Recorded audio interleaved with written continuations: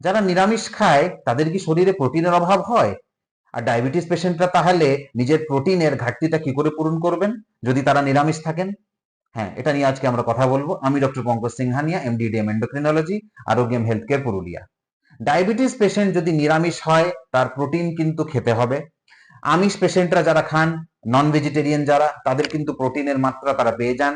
যারা নিরামিষ খান তাদের প্রোটিনটা কিন্তু দুধ বা দুধের তৈরি জিনিস, মিল্ক, ছানা, দই, পনির, সয়াবিন, ডাল জাতীয় জিনিস, এগুলো দিয়ে আমাদের কিন্তু আমাদের প্রোটিনের মাত্রাটা তৈরি করতে হবে।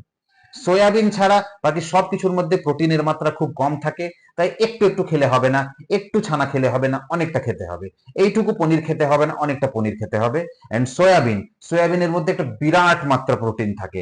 100 গ্রাম সয়াবিনের মধ্যে প্রায় 35 থেকে 40 গ্রাম প্রোটিন থাকে। সয়াবিন নিজের ডায়েটের মধ্যে ইনক্লুড করুন, দেখুন আপনার প্রোটিনের ঘাটতিটা পূরণ হয়ে যাবে আর আপনার সুগারটাও কন্ট্রোলে চলে আসবে। ধন্যবাদ।